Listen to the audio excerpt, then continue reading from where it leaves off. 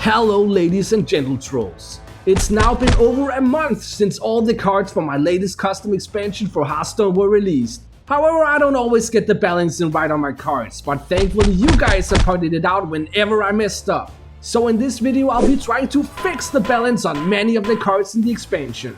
Welcome to a patch notes video for Return to the Rumble. Let's start with all the cards that have been nerfed, and boy are there a lot of them. First off, we got the Ritual Legendary for Demon Hunter, Hakar the Misidentified. In case you forgot, Ritual was the new legendary exclusive keyword of the expansion. A card with Ritual will split into an amount of offering spells when the game starts, and once you cast all the offering spells, the Ritual Legendary would be added to your hand. Hakar the Identified would split into these two offering spells when the game starts, that each increased your hero power's attack bonus by 2. So once you'd cast them both and played Hakar, your hero power would give +5 attack and you would summon a 5/5 demon after attacking. However, this was considered too strong, so each of these offerings will now change to only give +1 attack to your hero power. Moving on, we got the Ritual Legendary for Druid, Paku the Pterrordax. A comment mentioned that Paku permanently giving your hero +2 attack even on the opponent's turn was just too punishing. So Paku will change to only give your hero +2 attack on your turn, but to compensate her cost has also been reduced by 1. Next up we got another Ritual Legendary, the one for Hunter, Hethys the Snake. This card had stealth and was poisonous to all characters, even the enemy hero, but there were many comments saying this card was just too easy to win with, so Hethys will change to no longer have stealth. One of the comments that talked about Hethys also mentioned the Mage Ritual Legendary Runok the Arctic Bear. Runok summons a permanent fixture on the board that deals 5 damage to more and more enemies each turn, but this would just be too unfun to play against, so the damage from the Arctic Storm will change from 5 to 4. The next card getting nerfed is another Ritual Legendary, Shadra the Spider.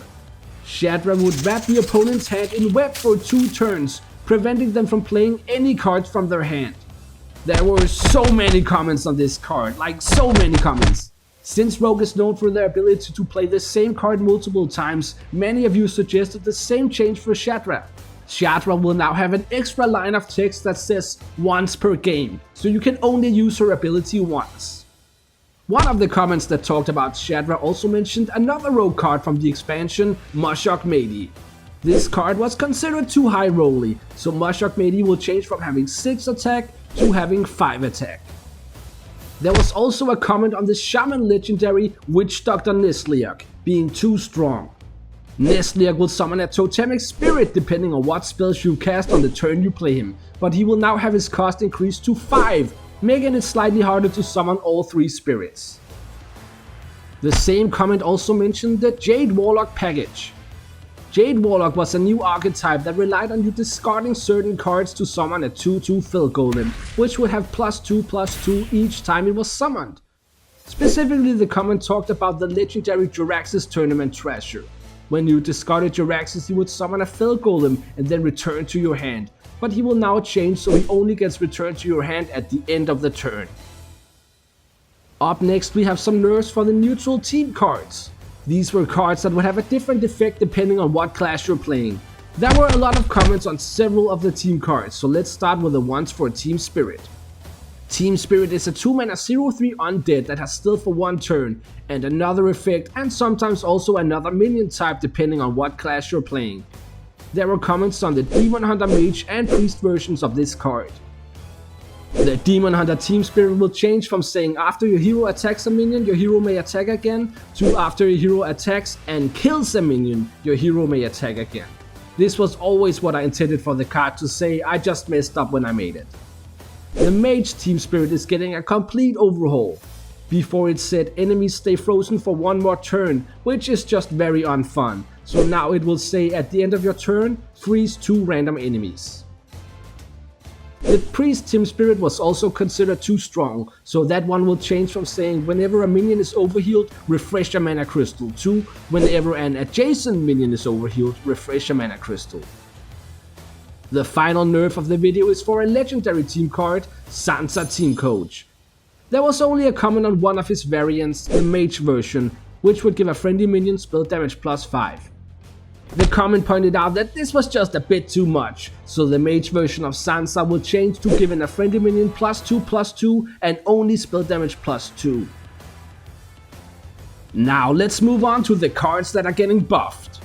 Starting off, we have the pre-spell Sansa's Mixture. This card would transform an enemy minion into a 1/1 Mind Slave and then move it to your side of the battlefield. On top of that, you would also get to choose between 3 of 7 bonus effects for the Mind Slave.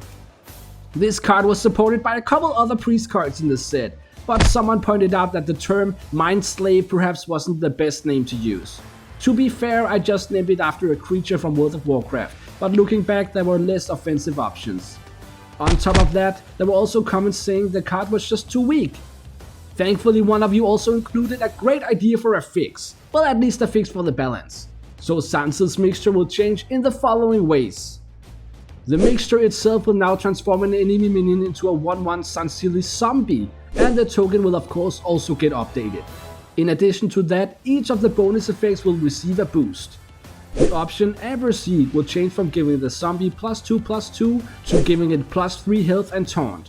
Blood of Heroes will now give it +2/+1 in addition to lifesteal. Gravemoss will now give it +3 attack in addition to Reborn. King's Blood will now give it +1/+1 in addition to the Death Rattle. Shimmerweed will now give it +1/+2 with the Divine Shield. Stranglekill will now give it +3 health alongside the Poisonous, and finally Wildwind will now also give it +3 attack in addition to Rush. Hopefully these changes should make the card more playable, and if you're running the full package you could now build a really big minion.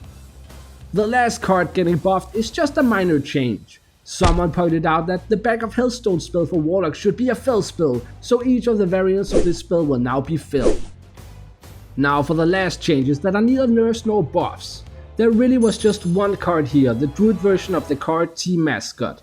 As you will probably agree, this card's text is a bit messy. Thankfully a commenter submitted a great idea for how to clean up the card text. So the Druid version of Team Mascot will now say, has +3 attack while you control a different taunt minion, has taunt while you don't. Well, that's it for all the changes in this patch notes video. Thanks to everyone who submitted a comment and let me know what you think about these updates. Soon the mini set will come out, so subscribe to the channel so you don't miss out on that. And don't forget to give the video a like if you enjoyed it. Thanks for watching, and I'll see you next time.